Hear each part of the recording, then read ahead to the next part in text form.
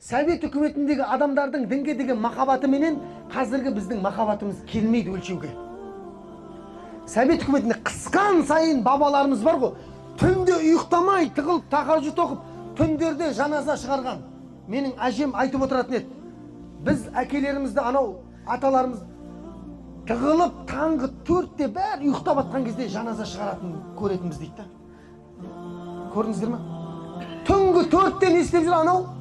Жаназа ұйықтамай күтеді екен. Бәрі ұйықтады деген кезде 4-5 ауылдың ақсақалы шығып, жаназасын оқып, ананы барып жерлейді екен. Бейшара жаназасыз кетіп қалмасын деп ше. Ауылма ауыл тығылып жүріп, сырдың бойында, міне бәріміз сіздер де сырдың бойындасыздар ғой, дұрыс па? Мен де сырдың бойындамын. Сыр теңізі барып, мына Сырдария теңізі. Біздің теңізге барып тіреледі, Арал теңізіне құят бар. Соңғы жер сол тоқтайтын жер. Міне сол осы сырдың өңіріндегі бүкіл ғалымдар білесіздер ме? Дарияны кешіп отырып, тығылып жүріп, шөптердің арасында, қамыстардың арасында шәкірт шығарған оқытып. Ананың қылышынан қан тамып тұр Совет үкіметінің. Сонда қоя салса болады ғой, қоймайды, көрдіңіз. Қысым күшейген сайын адамның махаббаты артады екен. Міне қазір ешқандай дінге қысым жоқ. Аллаға мыңда бір шүкір. Қыспая қойсын. Қыспая қойсын. Алла заманды бейбіт қылсын. Міне сол көрдіңіз ба, қысым күшейген кезде адамның махаббаты сол нәрсеге арта береді екен.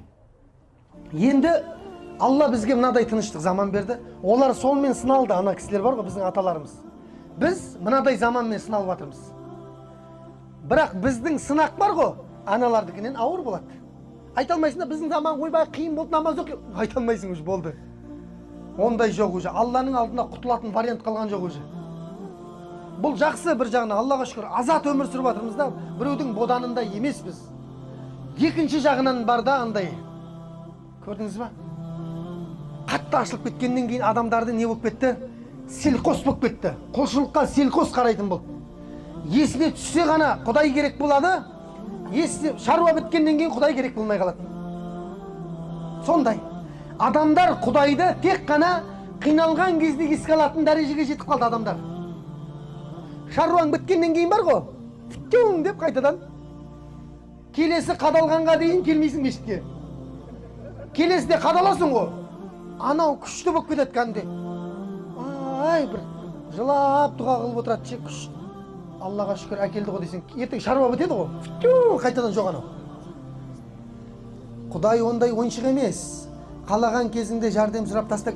Құдай ойыншық. Бір күні ойыныңды осып алады Құдай тағала. Көрдіңіз ба? Аллаға тұрақты бол, Аллаға тұрақты құл бол. Мына бір ғалым айтады, сендер өздеріңше біз Алланың құлымыз деп айтамыз дейді да, бірақ құлдардың тірлігін істей алмайсың дейді. Көрдіңіз ба? Алланың құлымыз деп, кімнің құлысың дегенде, Алланың құлымыз деп шығамыз да. Бірақ құлдың тірлігін істемейсің дейді, азаттың тірлігін істейсің дейді да. Өзім білем мен.